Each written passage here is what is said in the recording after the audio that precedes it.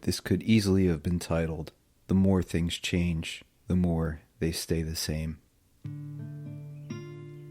In America, law enforcement's roots grew in a garden of racism, nurtured by rich white men with a death grip on wealth and power, so it should come as no surprise it still bears foul fruit. Law enforcement has always placed themselves on the front lines against minorities and the poor. From slave patrols to keeping immigrants in line in Boston, through attacking unions and picket lines for industry and mining tycoons, effectively contributing to poverty and forcing their neighbors to continue working in dangerous conditions, to more modern, quote, policing, like the New York City Police Department's targeting of members of the LGBTQ community at Stonewall Inn, and later, its repugnant stop and frisk policy.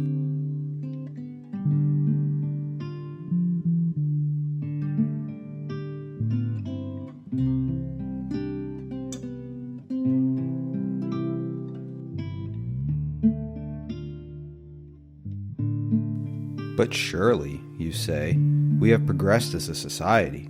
Well, don't call me Shirley. And no, there are still people fighting and dying in the pursuit of being treated as human beings every day. For some, the struggle for civil rights is constant. For someone who is incarcerated, it must be doubly so. 1971 saw those struggles turn into literal battles in the streets and prisons of New York and New Jersey. In Attica Correctional Facility, a few men, tired of being dehumanized and seeing their peers beaten and sometimes killed by guards, made a desperate cry for attention. Today we'll be exploring the civil rights and prison uprisings of 1971.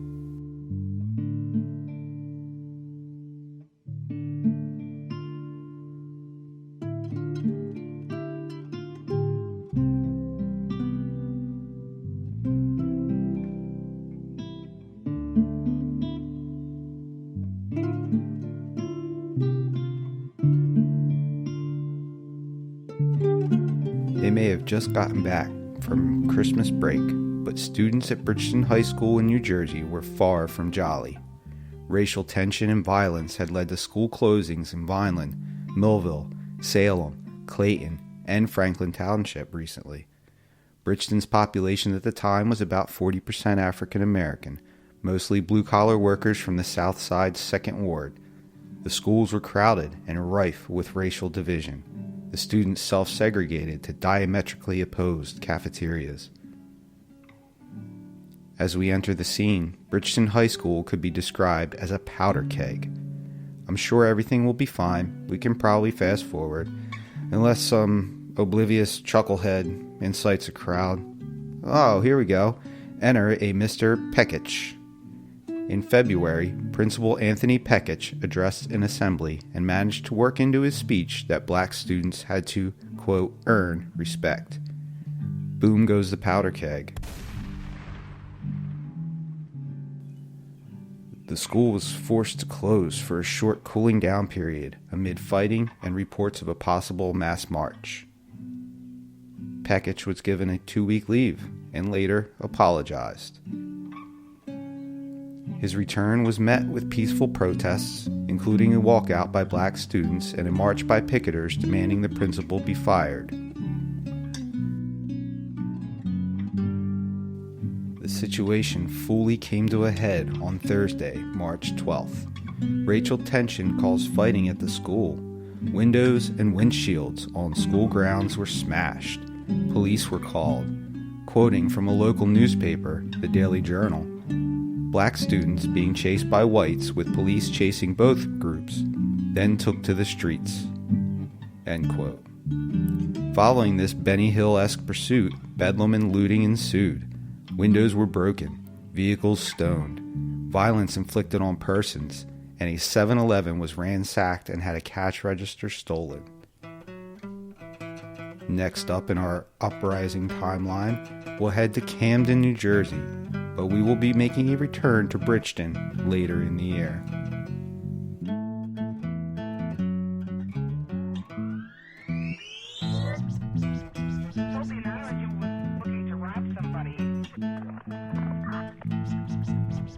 From an article titled Rioting Deepened Camden's Divisions by Renee Winkler, Courier Post, published February 1st, 2007. Politicians may call it civil disturbance, but to people who fled in terror from shattered glass and firebombs in Camden's downtown in 1969, it was a riot. Like other cities that had seen manufacturing shut down and middle-class white families flee to suburbs, Camden was struggling to maintain its tax base. Some small retailers were holding on, but they were losing their customers to malls. On the day after Labor Day in 1969, unfounded rumors spread that a young black girl had been beaten by a white police officer.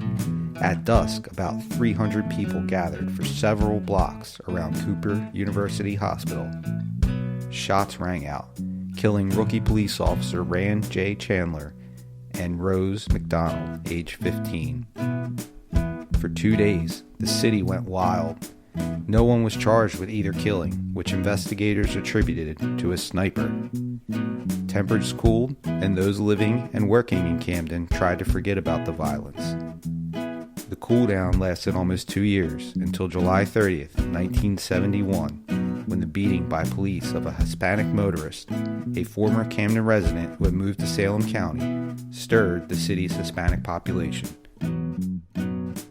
6 days after the beating of Rafael Rodriguez Gonzalez, who identified himself to police as Horatio Jimenez, a group of Puerto Rican leaders complained the beating was unprovoked. They called for the suspension of 2 police officers involved. Mayor Joseph M. Nardi took no action. 2 weeks after the beating, Camden Police Chief Harold Melleby charged officers Gary Miller and Warren Worrell with atrocious assault and battery, but they stayed on the job. On the night of August 20th, 1971, more than 15 fires were set and 3 people were shot. 87 people reported injuries. Camden's 328-member force was supplemented by 78 state troopers and 70 officers from suburban departments. A mediator was appointed by Governor William Cahill and met with representatives of city government and the Hispanic community. He recommended suspension of the 2 police officers. Nardi conceded. Within hours of the city's announcement that the police officers were suspended, crowds dissipated. Assault charges against Miller and Worrell were upgraded to murder when Jimenez died. The charges were downgraded to manslaughter, and both were acquitted by a jury. Unquote.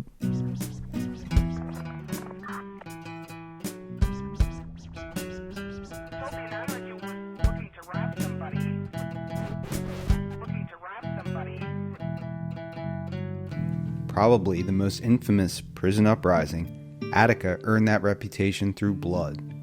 It was a pivotal moment for prison reform and a key stand in the prisoners' rights movement. The story starts a few weeks earlier, however, at a different prison on the opposite coast.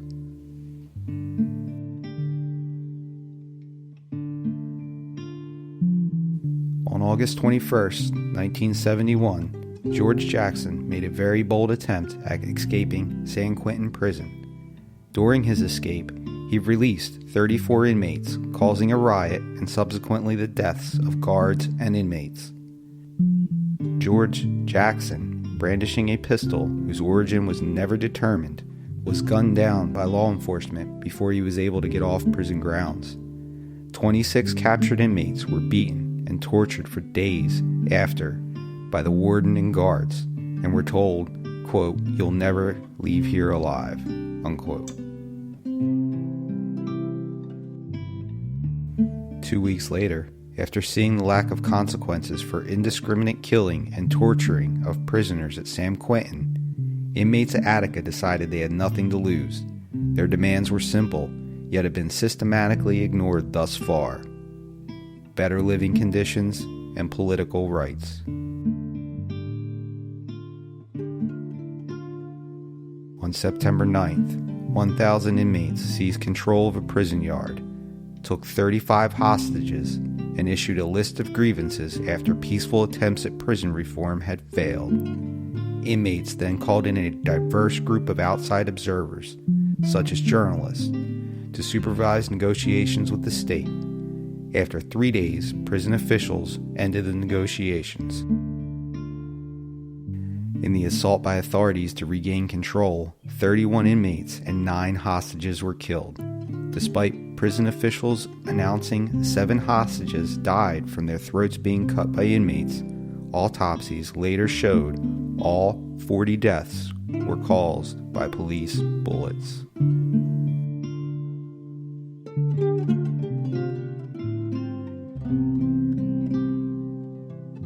Far from being harmed by any inmates, the hostages said they were treated as well as possible. They had beds, adequate food, and medical treatment.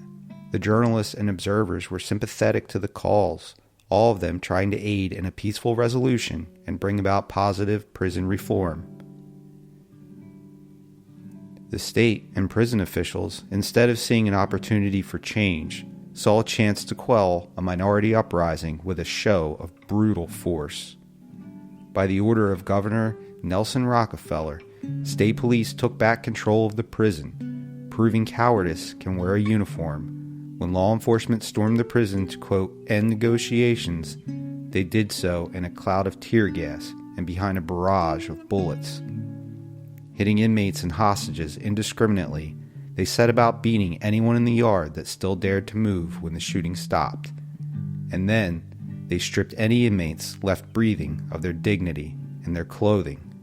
What followed was professional dehumanization, piping hot shotgun shells, and cigarettes pressed to sensitive skin and organs, insults and racial epithets thrown as weapons, and days of physical and psychological torture. New York Times writer Fred Ferretti said the rebellion concluded in, quote, mass deaths that 4 days of taut negotiations had sought to avert, unquote.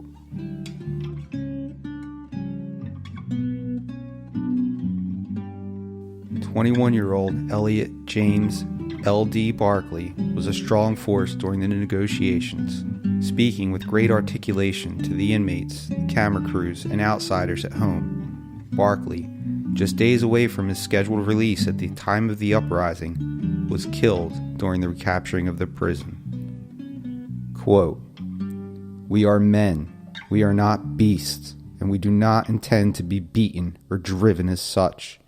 The entire prison populace, that means each and every one of us here, have set forth to change forever the ruthless brutalization and disregard for the lives of the prisoners here and throughout the United States. What has happened here is but the sound before the fury for those who are oppressed. We will not compromise on any terms except those terms that are agreeable to us. We've called upon all the conscientious citizens of America to assist us in putting an end to this situation that threatens the lives of not only us, but of each and every one of you as well." End quote. Elliot James Barkley, 1971.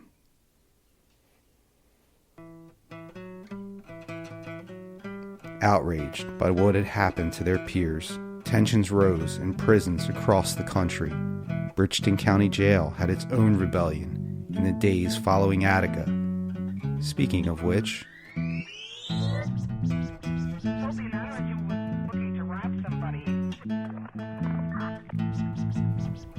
back to Bridgeton, New Jersey. It's October. The air is cooling with fall around the corner, but temperatures are rising due to friction in race relations. Rioting breaks out near the city's 2nd Ward, stemming from fights at the high school. Violence overflows out onto the